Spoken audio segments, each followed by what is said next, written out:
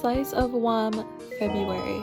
Welcome! In this new series, A Slice of WOM. WOM as in me, Wami. I wanted to go behind the scenes of not only my small business growth, but also mindset, issues, and challenges. I wanted this series to allow others to have more clarity about running a small business and also share a bit more about me. I currently run majority of my small business off of Etsy.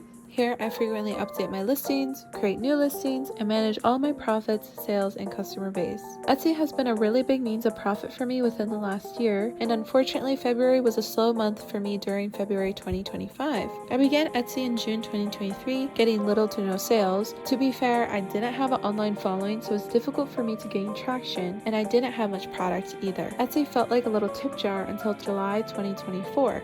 I began getting more frequent shoppers and ended up packing 10 orders a week minimum. To me, that felt very gratifying. This past month, with the current economic state, it feels more like more and more people are less interested in spending, which is fair. And after holidays, that piles on the need to save. One month was dry, now packing 5 orders weekly. I attempted to drive more sales by hosting sales on items, as well as email promos. However, only drove a couple of sales. Although it was a slow month, I'm encouraged to think that March will be much better, especially after tax returns. I didn't pay much attention before how much things can domino affect my sales, but here we are. It's been a difficult 2025 year so far, with upcoming threats of tariffs, USA and Canada postal shipping, and Canada Post strikes, but I'm hoping with the upcoming months, everything will balance out. I had a goal to create a new listing in February, and I was happy to commit to that promise. It's good to keep your online shop fresh with launches or even new products here and there, so people don't forget about you. And what I found the most difficult is keeping up with time. It becomes harder to manage multiple projects, thinking about the future, and also keeping up with friends, jobs, and the like. This really got me into planning. This really got me into getting a planner and actually using it. Time management is a key for anyone attempting to adult. I really wanted to kick off my YouTube channel. I posted a few draft footages I finally had in 2024. And YouTube was something I really wanted to pursue as a hobby, and I felt like it'd be fun to connect with people of similar interests. 2025, I was happy to launch my PC building series after my family vacation, and I would love to create a variety of YouTube content. I was a bit worried that it might actually make my YouTube channel too broad because I'm into so many things, but I also think it's good to branch out and see if someone else shares these similar interests as me. I'm really happy to leave February 2025 accomplishing 200 subs. Thanks for all the love. With that, maintaining an online presence, even casually, I think is super important. I've become really accustomed to Instagram, TikTok, and YouTube algorithms and platforms, so for me it became almost a habit to post even a little bit, like stories or something. The hardest part most people think is gaining an audience, but I think it's keeping them engaged and coming back. I'm not big by any means on any of these platforms, but I hope soon my content can be something someone looks forward to.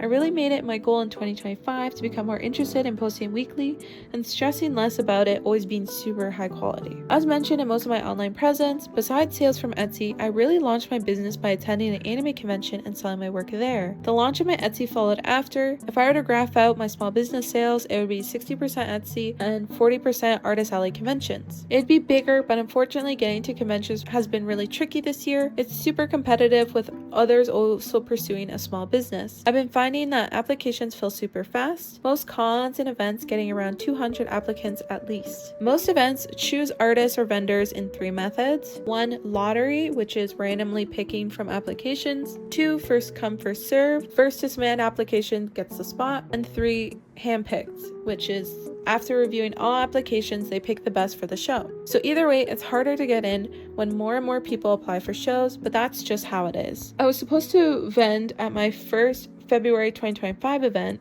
however, ended up being canceled. Thankfully, I got my refund, but I can't lie, I am disappointed. Canada has been a very brutal winter, so I'm glad I didn't have to venture out in the snow. I've been filling out applications as early as I can for future 2025 events, with some success and others not. But that's one of the constant obstacles you have to become accustomed to. I would love to attend more events in the future, even out of province, but until then, I'm fighting for spots in Ontario. I'm looking forward to making new merch. I always feel like I have to constantly make new merch, but since I outsource by using manufacturers for higher quality, it's hard to play around time. I have to meet submission deadlines, manufacturer timelines, and also constantly think about how to present and market the product so that there's an audience. It's all something you have to be somewhat aware of. I would really want to step up my production timeline into smoother processes, and I'm just one person doing everything, so a lot of times I feel burnt out, but I'm really inspired to get my feet up in March.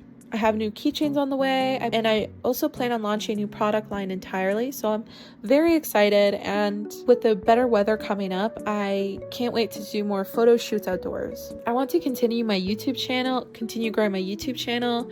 I want to change up my booth display and make it more professional. And I want to launch my new product line either next month or the following month. I have plans of going to school in September, although this may draw me back in my presence, in my time. I'm motivated to keep pushing and being connected to the community I've been working so hard to build. Next month, I may or may not get a table at a local convention that's coming up called Fernal Equinox. I was really disappointed getting waitlisted, but you never know, I might get it in last minute. I would also want to spend some time revamping my booth. I know it could be better, and I just want to keep improving that because that's the first impression a lot of people get of me at events, and I think it'd be really nice if I can make it more professional. And I have a major keychain order coming up. I've been working on it for some time now, so I really want to get these done in time for Anime North. That's happening in May. I think having themed items each month is really fun, and it helps focus at one thing at a time without feeling super overwhelmed. That is just a lot of the little things that I've been thinking about and doing and planning in February. This was just kind of an insight of how I function as a small business and what I'm always thinking about and how I was for the month of February. I will be hopefully doing one of these every month. I think month changes drastically on your state as a small business, what you're being aware of, what's changing. So I think making videos like this will not always be fun. It gives you behind the scenes and an understanding of what I'm up to. Thanks for watching.